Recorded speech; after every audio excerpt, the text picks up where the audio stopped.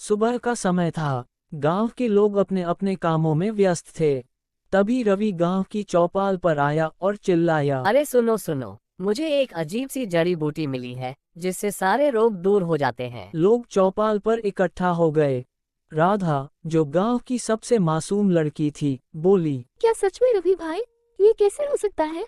रवि ने मुस्कुराते हुए कहा, बिल्कुल सच राधा, ये जड़ी बूटी मैंने पहाड़ों में खोजी है।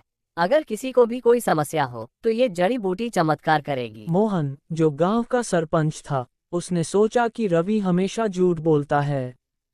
उसने रवि से कहा, रवि, हमें कैसे यकीन हो कि ये सच है? तुम हमेशा झूठ बोलते हो। रवि ने चालाकी से कहा, मोहन भाई, आप चाहें तो इसे पहले आजमा सकते हैं। अगर कोई फायदा ना हो तो मैं माफी मांग लूंगा। रमेश, जो रवि का दोस्त था, उसने रवि का समर्थन किया।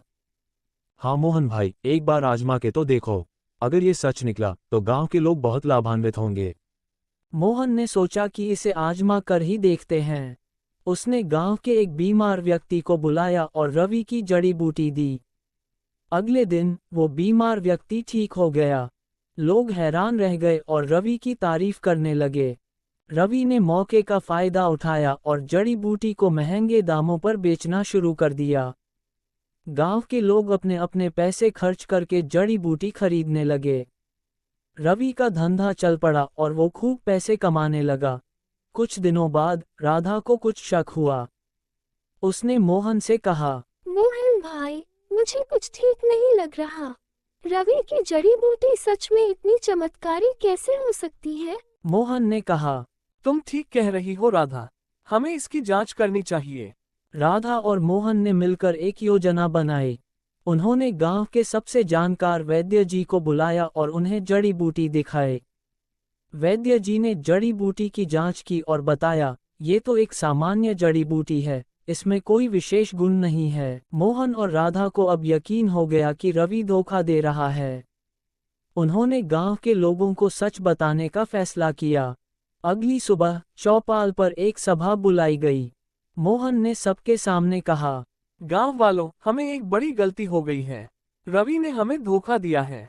उसकी जड़ी बूटी में कोई विशेषता नहीं है। रवि ने घबराकर कहा, नहीं नहीं, ये सब झूठ है। मोहन भाई, आप गलत कह रहे हैं। लेकिन वैद्य जी ने सबके सामने सच्चाई बताई। लोगों को अब समझ में आ गया कि रवि ने उन्हें ठगा है। उन्होंने रवि को गांव से बाहर निकालने का फैसला किया। राधा ने कहा, रवि, तुमने हमारे विश्वास के साथ खेला, अब तुम्हें इसकी सजा मिलेगी। रवि ने माफी मांगी और कहा, मुझे माफ कर दो, मैं अपनी गलती सुधारना चाहता हूँ। मोहन ने कहा, अगर तुम सच में अपनी गलती सुधारना चाहते हो तो हमें पहले विश्वास दिलाओ। रवि ने अपनी गलती मान ली और कहा, मैं गांव के हर व्यक्ति को मुफ्त में जड़ी बूटी दूंगा और अपनी सारी कमाई गांव के भले के लिए खर्च करूंगा। गांव वालों ने उसे एक आखिरी मौका दिया। रवि ने अपने सारे पैसे गांव के विकास में लगाए और मेहनत से काम करने लगा।